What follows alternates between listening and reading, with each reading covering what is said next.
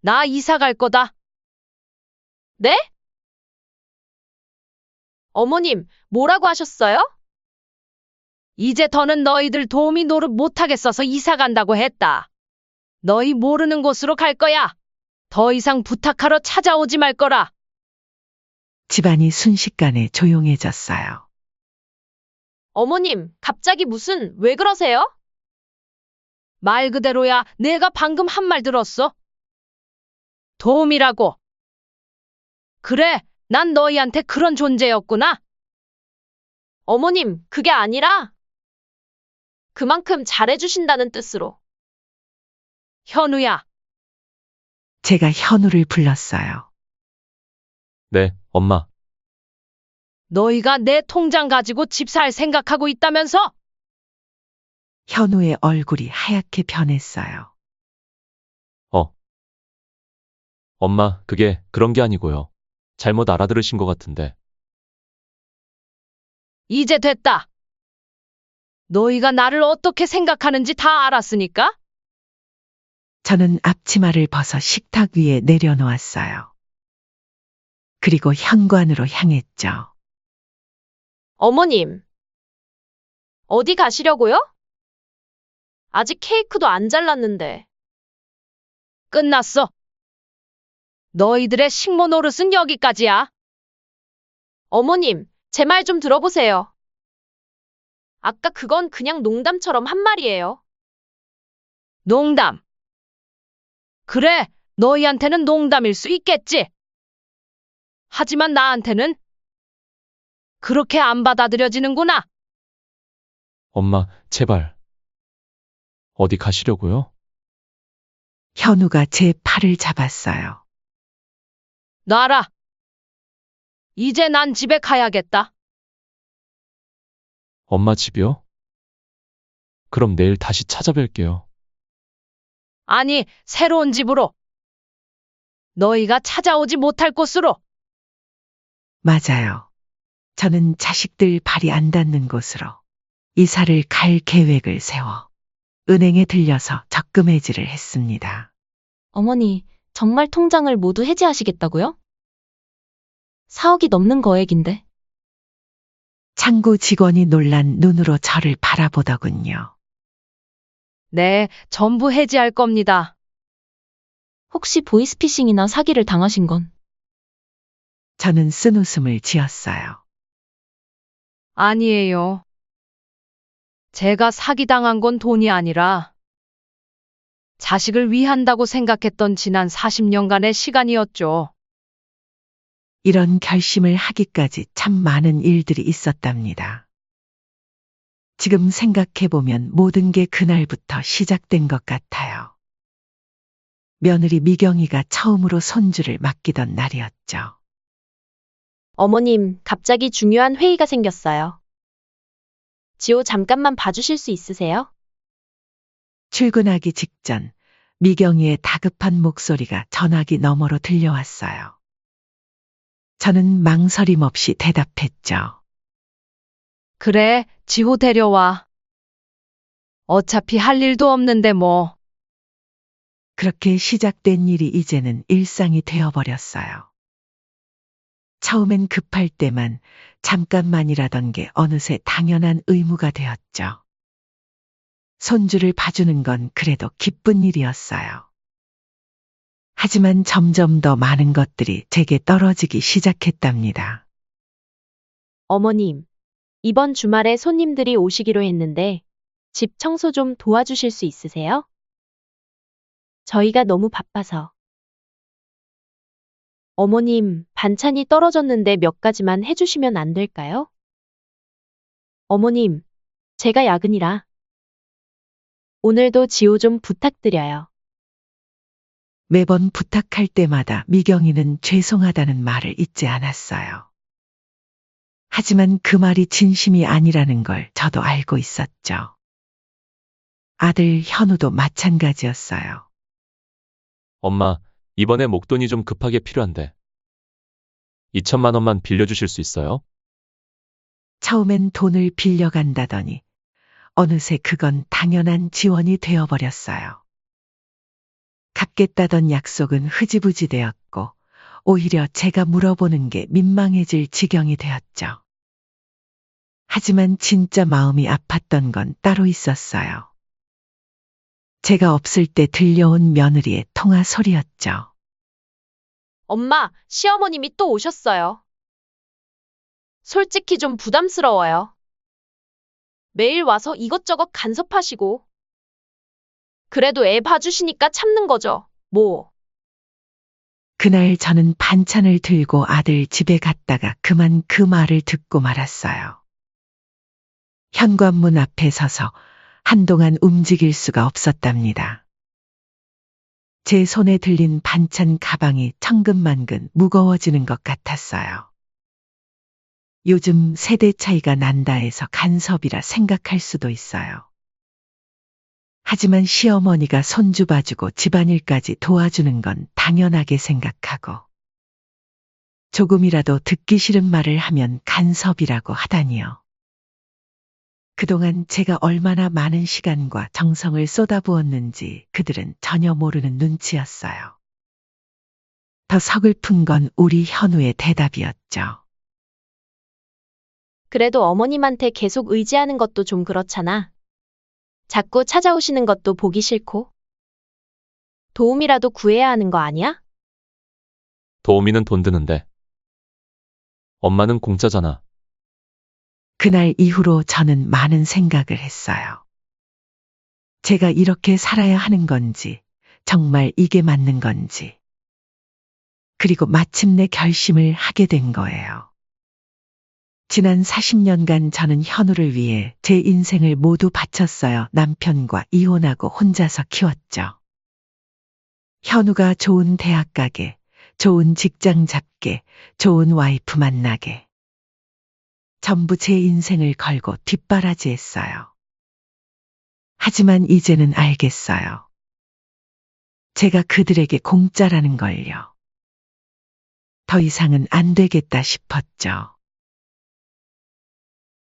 그래서 이렇게 은행에 와서 모든 걸 정리하고 있는 거예요. 그렇게 통장을 정리하고 나오는데 문득 한 달 전에 일이 떠올랐어요. 그날도 평소처럼 지호를 돌보고 있었어요. 잠깐 부엌에서 지호 이유식을 데우고 있는데 갑자기 쿵 소리가 나더니 지호의 울음소리가 들렸어요. 깜짝 놀라 달려가 보니 지호가 소파에서 떨어져 있었죠. 마침 그때 미경이가 퇴근해서 들어왔어요. 어머나, 지호야. 미경이는 지호를 안아들더니 제게 날카로운 목소리를 냈어요. 어머님. 지금 뭐 하시는 거예요? 애가 이렇게 떨어졌는데 어디 계신 거예요? 머리라도 다치면 어쩌려고 그래요? 아이고, 미안해. 잠깐 이유식 데우러. 그깟 이유식이 중요해요? 지호가 중요해요? 어머님은 애 하나 보는 것도 못 하시는 거예요? 순간 너무 서러워서 말문이 막혔어요. 하루 종일 지호를 돌보면서 한시도 눈을 떼지 않았는데. 잠깐 이유식 데우러 간 사이에 일어난 일인데. 그런데 다음 날 며느리는 마치 아무 일도 없었다는 듯이 또 전화를 해왔어요. 어머님, 이번 주말에 제가 친구들이랑 여행 가기로 했어요. 토요일부터 일요일까지 지호 좀 봐주실 수 있으세요? 어제 그렇게 화를 내더니 본인이 놀러 가려니까 지호를 맡기는 건 당연하다는 듯이 말하는 거예요. 주말에는 현우 씨도 골프 약속이 있어서. 어머님이 아니면 지호를 맡길 데가 없네요. 그 말을 들으니 더 서글퍼졌어요. 제가 필요할 때만 찾는구나. 그것도 마치 당연하다는 듯이. 다음 주 화요일에는 현우가 전화를 했어요. 엄마, 이번 주말에 장모님 생신이래요. 저희가 준비를 해야 하는데. 집 청소랑 음식 준비 좀 도와주실 수 있어요? 현우야. 엄마가 좀 피곤한데. 에이, 엄마, 우리가 누구한테 부탁하겠어요? 엄마가 도와주셔야죠. 결국 그 주말에도 아침 일찍부터 청소하고 음식 준비하고 하루 종일 고생했는데 정작 미경이는 자기가 다 한 것처럼 자랑하더군요. 그러다 제가 설거지를 하고 있는데 거실에서 현우와 미경이가 나누는 대화가 들렸어요. 여보, 이번에 우리 새 집 바라보는 거. 어머님한테 말씀드려 볼까요? 무슨 말? 그동안 어머님이 모아두신 돈이 꽤 된다면서요? 우리가 관리해드린다고 하면서. 글쎄. 좀 그렇지 않나? 어차피 나중엔 우리 돈 될 텐데 뭐. 어머님도 이제 연세가 있으시잖아요. 그 순간 온몸에 힘이 빠지더군요.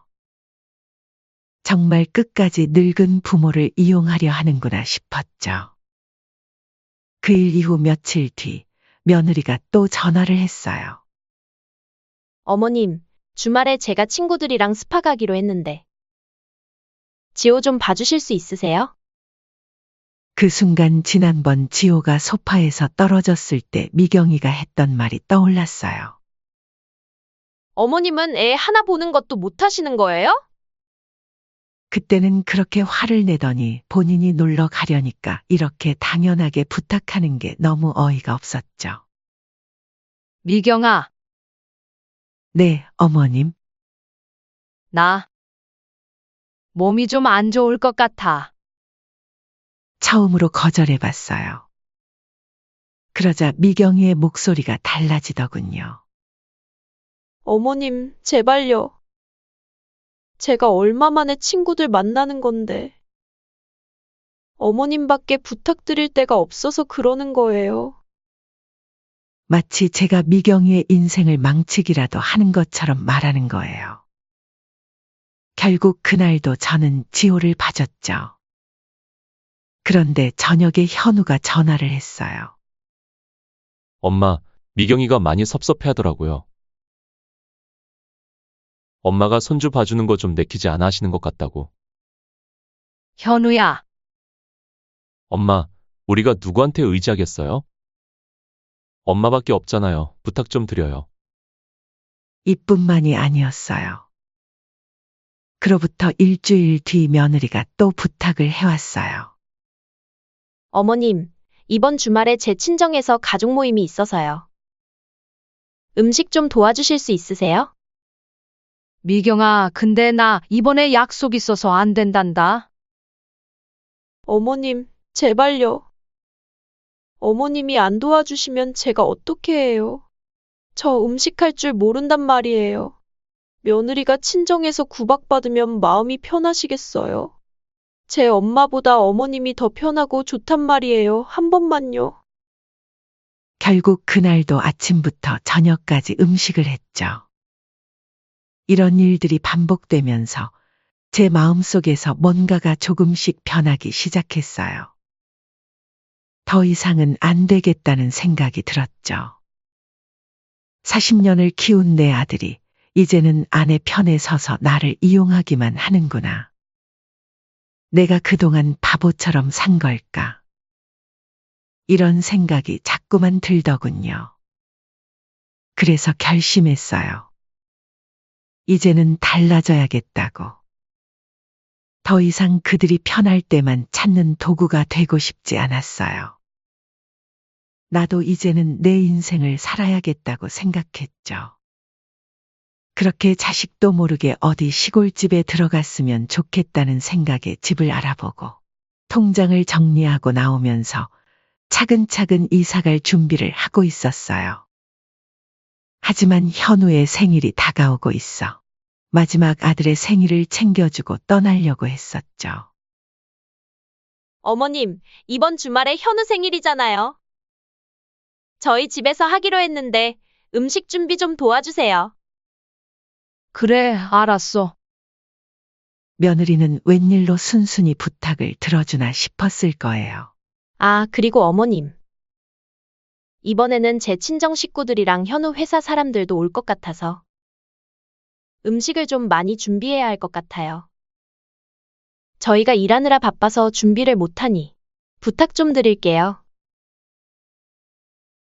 한숨이 나왔지만 이번이 마지막이라 생각했죠. 그런데 그게 끝이 아니었어요. 어머님, 오시는 김에 집 청소도 좀 해주세요. 손님들 오시는데 집이 너무 지저분해서. 어머님, 지호도 그날 좀 봐주실 수 있죠? 손님들 오시는데 지호가 울면 안 되니까.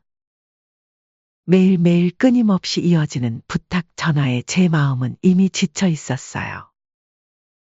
생일 아침 일찍부터 현우네 집으로 갔어요. 지호는 아직 자고 있었고 미경이는 서둘러 미용실로 나가더군요. 저 혼자 남아서 음식 준비하고 청소하고 정신없이 일하고 있는데 손주가 울기 시작했어요. 엄마, 지호 좀 달래주세요. 현우가 방에서 게임하면서 저에게 말했죠.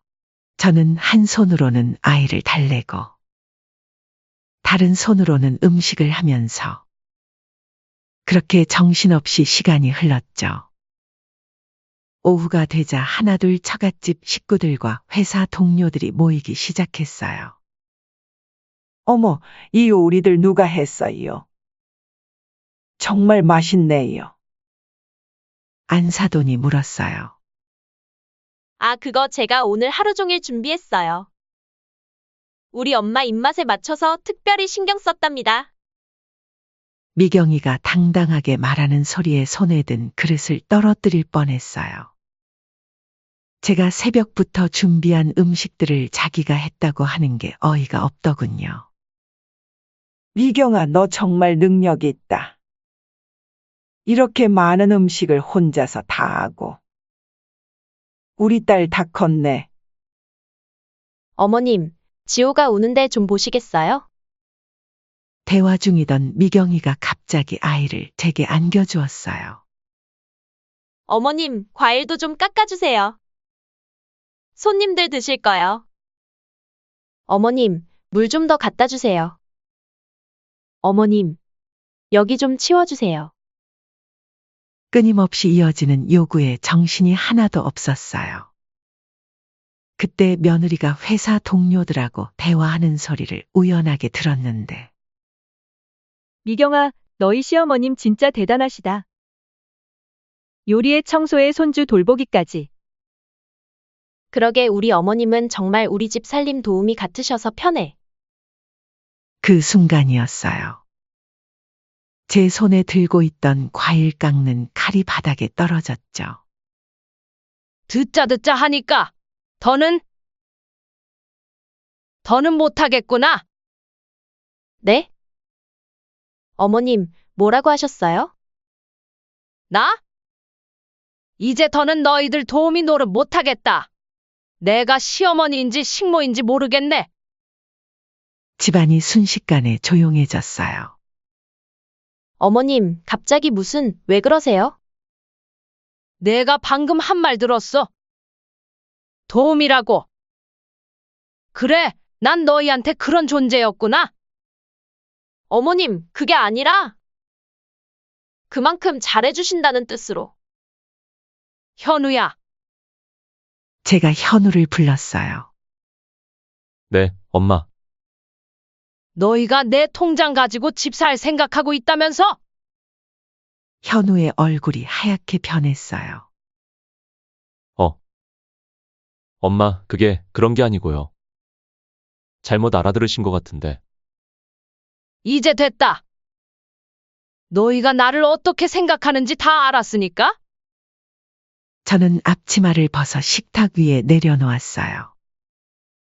그리고 현관으로 향했죠. 어머님, 어디 가시려고요? 아직 케이크도 안 잘랐는데. 끝났어. 너희들의 식모 노릇은 여기까지야.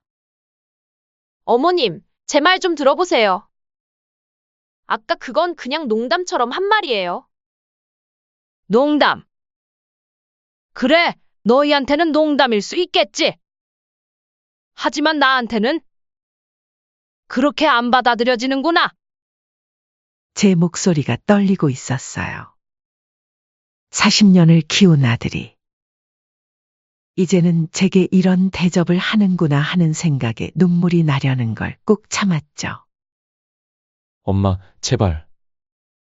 어디 가시려고요? 현우가 제 팔을 잡았어요. 놔라. 이제 난 집에 가야겠다. 엄마 집이요? 그럼 내일 다시 찾아뵐게요. 아니, 새로운 집으로. 너희한테 더 이상 패 끼치지 않을 곳으로.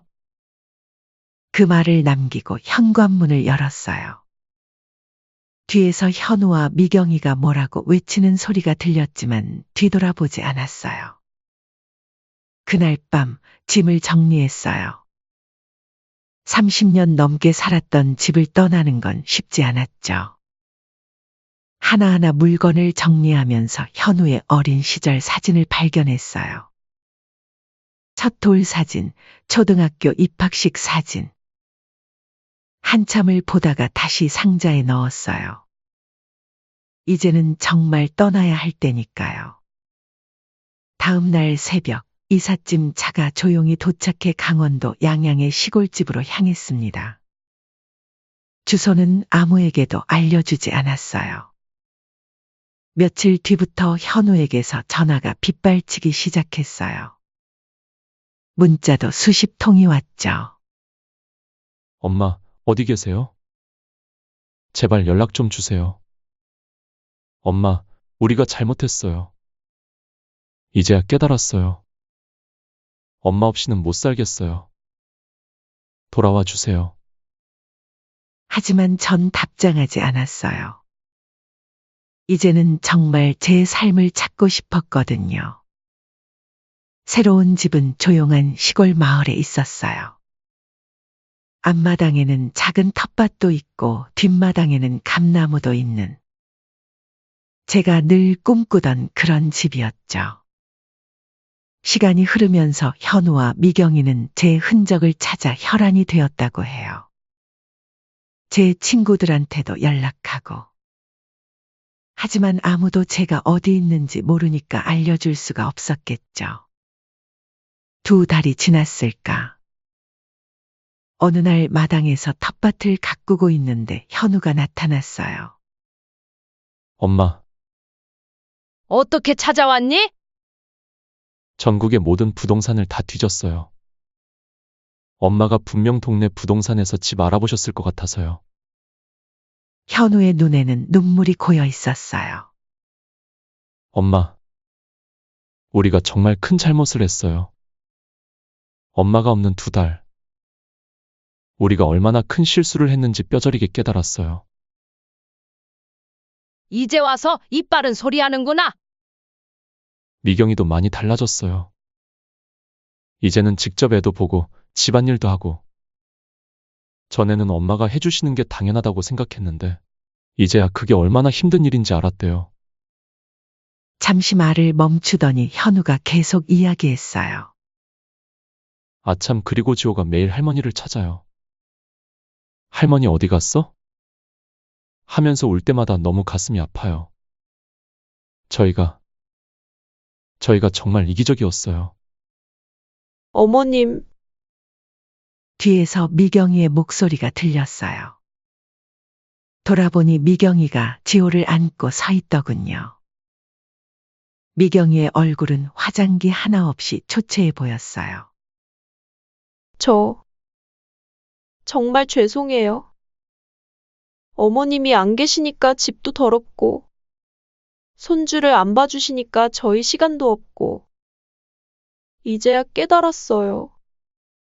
어머님이 없으니까 집안이 굴러가지를 않아요. 미경이가 흐느끼기 시작했어요. 지호는 저를 보자마자 팔을 벌리며 울기 시작했죠. 할머니, 지호를 받아 안으려는데 미경이가 말했어요. 어머님, 지호는 제가 볼게요. 더 이상 부탁은 안 할게요. 너무 노여워 마세요, 어머님. 처음으로 미경이가 진심 어린 배려를 하는 것 같았어요. 엄마, 우리 이제 일주일에 한 번만이라도 찾아뵐 수 있을까요? 절대 부탁 같은 건 하지 않을게요. 그냥 엄마 얼굴 보고 싶어서요. 현우의 목소리가 떨리고 있었어요. 일단 돌아가거라. 너네들이 시도 때도 없이 나에게 부탁하는 것이 질려서 내려왔는데. 일주일마다 오면 내가 뭐하러 내려왔겠니? 나도 혼자 있는 시간이 필요하구나. 그렇게 강원도에서의 생활이 어느덧 6개월이 지났어요. 아침마다 텃밭에 나가 상추도 따고 가끔은 이웃 할머니들과 산책도 하면서 평화로운 날들을 보내고 있었죠. 오늘도 텃밭 일하세요? 옆집 김 할머니가 말을 걸어오셨어요. 네, 오늘은 고추 모종을 심으려고요. 아이고, 서울에서 내려오셔서 이런 시골 생활하시니 힘들진 않으세요? 아니에요. 오히려 더 행복해요. 여기 오니까 제가 진짜 살아있다는 걸 느끼네요. 그때였어요. 현우에게서 전화가 왔어요. 엄마, 저예요. 응, 무슨 일이니? 이번 주말에 말씀드리고 싶은 게 있어서. 미경이랑 지호랑 같이 찾아뵈려고 하는데. 그래, 와라. 요즘 현우는 일주일에 한 번씩 찾아와요. 처음에는 어색했지만 이제는 은근히 그 시간이 기다려지더라고요. 아들도 며느리도 많이 달라졌거든요. 막상 자식과 멀어지니 오히려 자식이 먼저 찾아오기도 하더군요. 엄마, 사실은 드릴 말씀이 있어서요. 현우의 목소리가 조심스러웠어요. 주말이 되어 현우네 가족이 찾아왔어요.